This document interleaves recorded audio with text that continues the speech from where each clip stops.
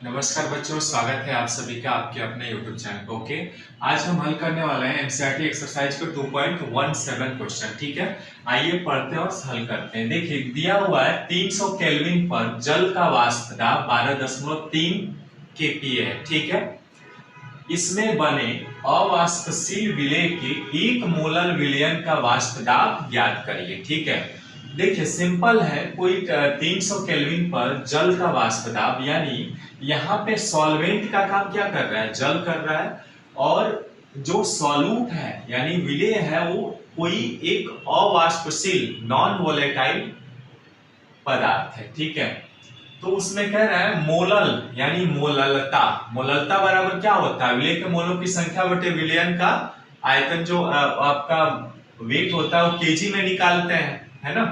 तो वही मोलालिटी विलयन का वाष्प दाब निकालना है। चूंकि हमें दिया हुआ है क्या है, देखिए जल का शुद्ध अवस्था में वेपर प्रेशर कितना है, P1 not is equal to 12.3 kPa दे दिया है।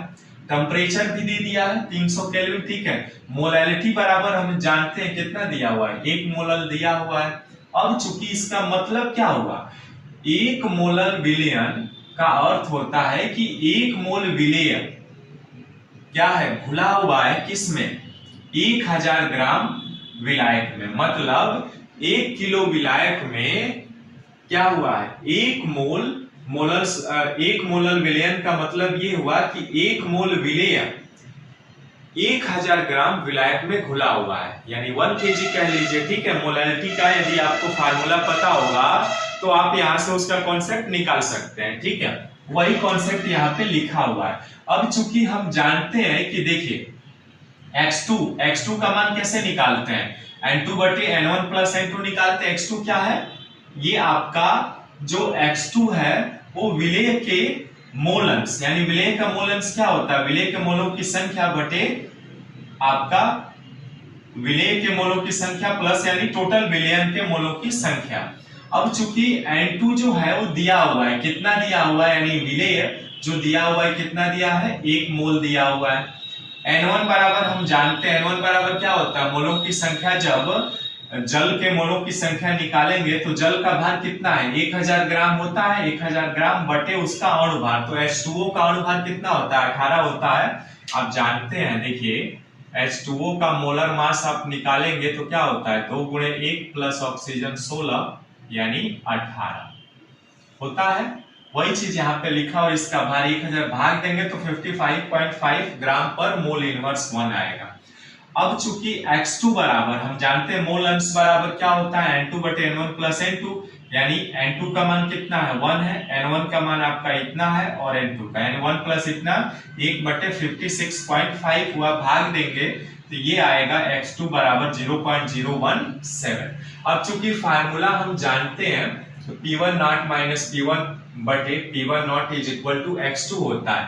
मान रख दीजिए P1 नॉट का मान कितना है, 12.3 kPa माइनस P1 का मान निकालना है बच्चों। ठीक है, P1 नॉट का मान भी नीचे रखें, 12.3 kPa इज इक्वल टू, अब देखिए x2 का मान कितना है, 0.017। अब P1 का मान चाहिए हमको, चूंकि है ना, तो तिरिया गुणा कराएंगे, मान लेते हैं 1 है, इसका इसमें और इसका इसमें, इसका गुणा कराएंगे तो ये आएगा 12.3 kPa minus P1 is equal to, इसका इसमें गुणा कराएंगे यानी 0.017 गुणे कितना आ जाएगा आपका, यहाँ पे गुणे का चिन्ह ना दे करके ब्रैकेट लगा देता हूं ताकि आसान रहेगा, 12.3 kPa ये हो गया।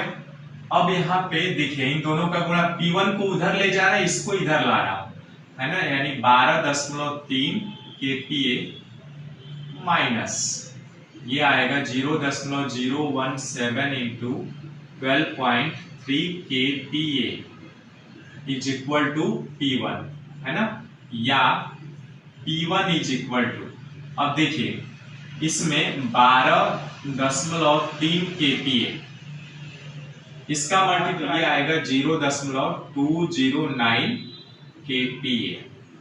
ठीक है, अब देखिए घटा देंगे तो ये आएगा 12.091 kPa। यही चीज हमसे पूछा था कि P1 का मान कितना होगा, वो बता दीजिए, ये आपका आंसर होगा। ठीक है, आसान क्वेश्चन है, थोड़ा सा लॉजिक समझना होगा। ठीक है, एक मोलर विलयन का जो मतलब है ना, इसी से हमने फाइंड आउट किया। और याद करिए शुरू में जब थ्योरी क्लास हम लोगों ने किया था तो एक मोलर का हमने वहां पे डिस्क्रिप्शन में लिखा भी था कि एक मोलर विलयन यदि दिया होगा आपके आंकिक प्रश्नों में न्यूमेरिकल हल करते समय, तो उसका मतलब क्या होता है कि एक मोलर विलयन का मतलब ये होता है कि एक मोल सॉल्यूट डिजॉल्व है किसमें, 1000 ग्राम ऑफ सॉल्वेंट में। ठीक है, तो इस तरह से बच्चों ये क्वेश्चन आपका कंप्लीट होता है। मिलता है फिर नेक्स्ट वीडियो में। नमस्कार।